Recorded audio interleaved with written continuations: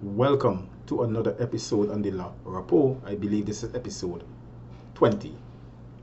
Today I'm going to discuss a question that was recently asked of me, and I will like to weigh in on that discussion. The question is whether it is illegal for the police or the police force to publicize or to release the names of persons arrested or charged during the course of a criminal investigation. But first, as a matter of disclaimer, nothing that I say in this discussion is legal advice. It should not be construed as legal advice, and for legal advice, please contact a lawyer of your choice.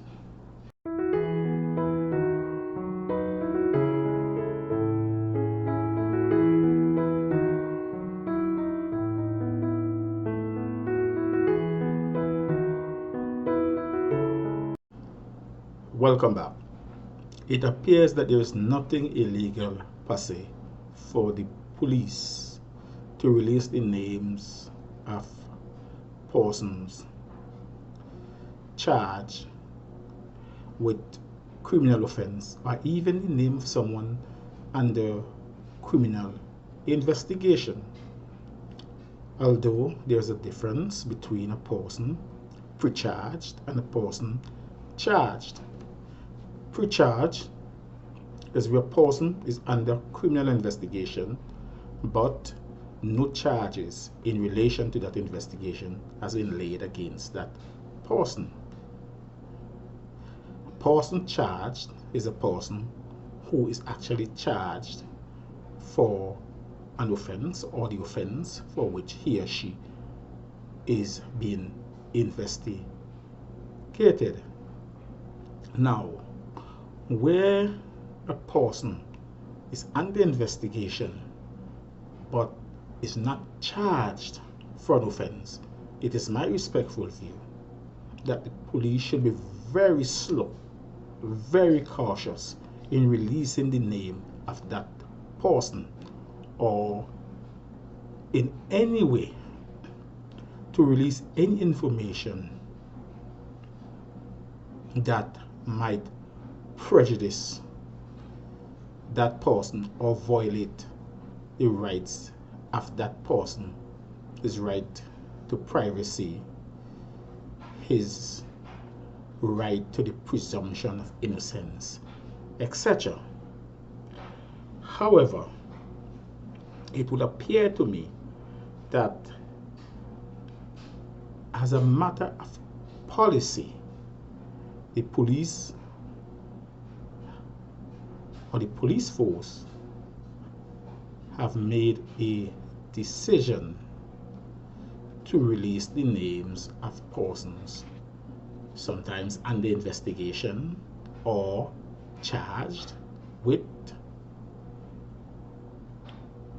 a offense that is a criminal offense. Now, one of the rationale that I have been told, given, or the reason for this policy is that it may or will encourage persons to come forward to give information in relation to the investigation or in relation to other crimes.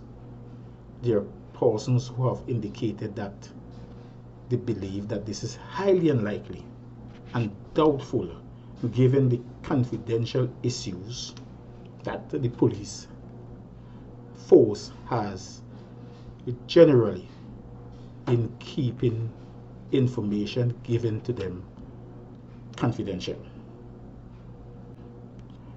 Now, in releasing or publicizing the names of persons charged with criminal offenses or persons under investigation, the police are to be careful that certain red lines are not crossed. For example,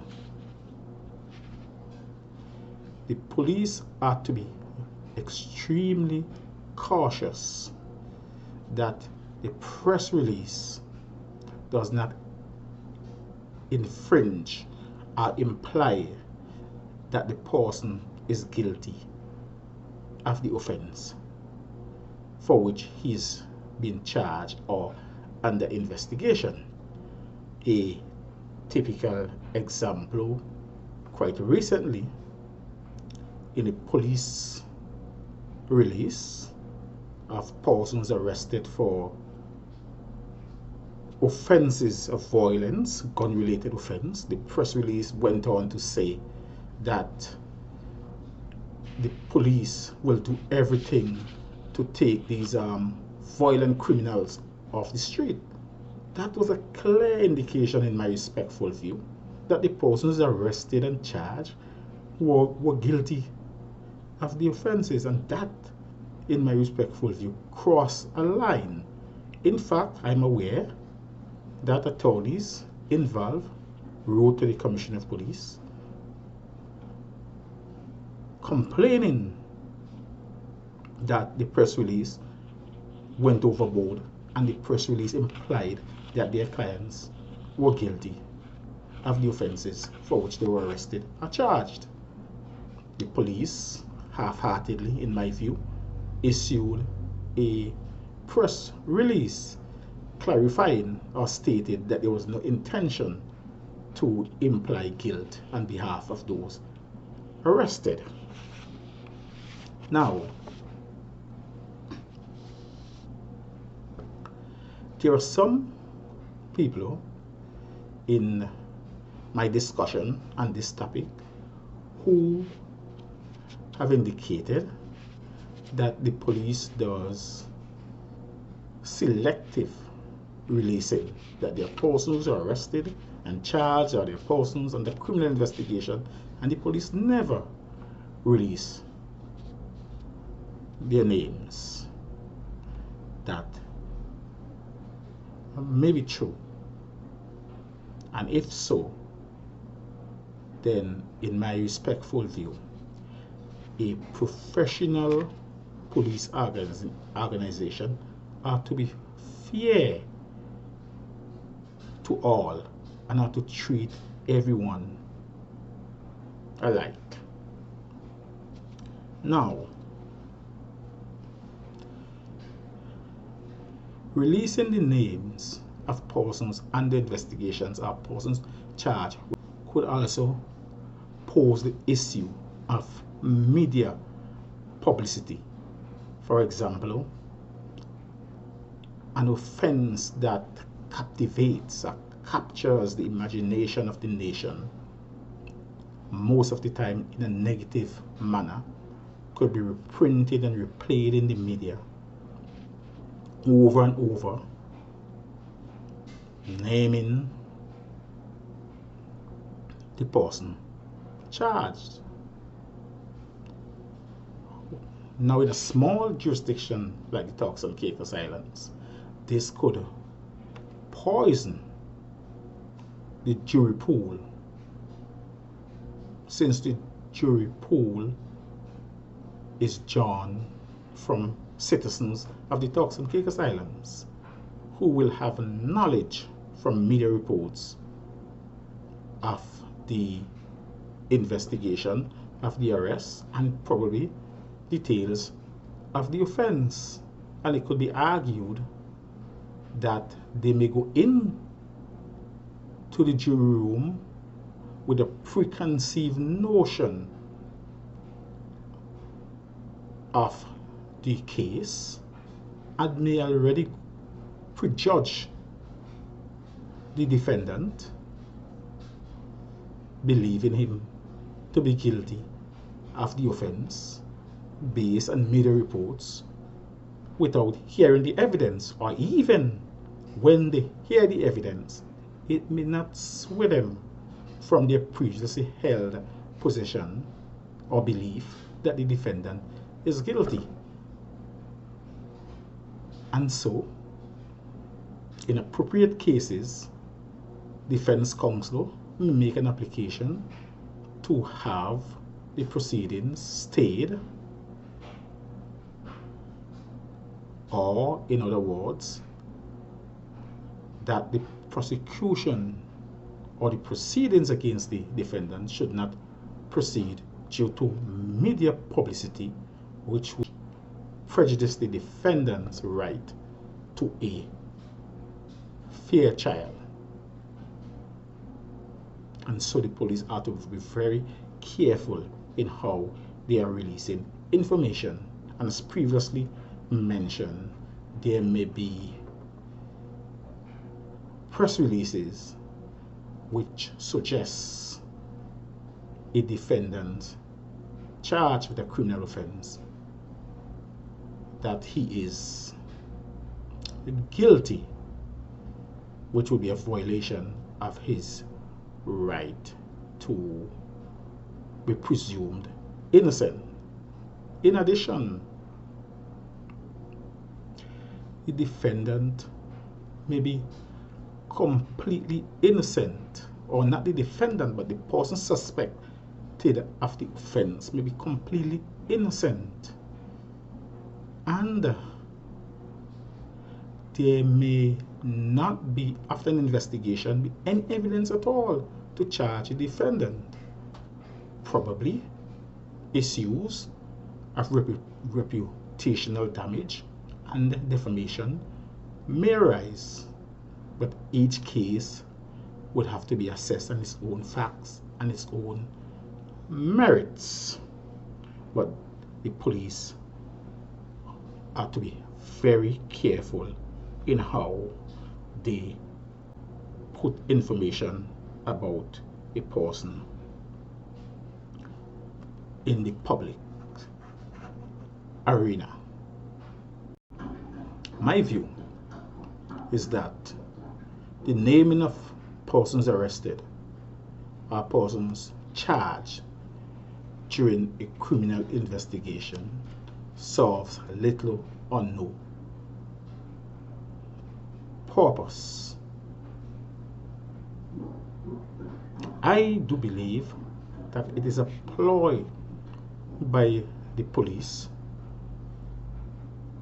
to boost public confidence in the police, giving the impression that the police have a lid on the crime situation in the Turks and Caicos, and if I dare say, a crime situation that is getting out of hand. It is common knowledge that a large percentage of persons who are arrested on suspicion of criminal offenses in this country are never charged. And it is equally factual that a large percentage of persons charged and taken to court are acquitted at trial. Surprisingly, or not surprisingly, when these persons are acquitted, there is no press release from the police indicating that these persons were acquitted. But on the other hand, if they are convicted, then the police issue press releases. Again, this is to give the impression that the police is doing a good job so that the public could have some sort of or level of confidence in the police. Another fact is that even when persons are convicted at first instance in the Supreme Court, that a high percentage of these persons who appeal to the Court of Appeal have their convictions overturned. Again, there's no press release from the police indicating that these people are acquitted or have their convictions overturned. In my view, the real issue is, how does someone whom the police has publicized their names, when they are arrested or when they are charged with a criminal offense and that they are acquitted, or that the investigation peters out and no charges are laid, how do they get their reputation back?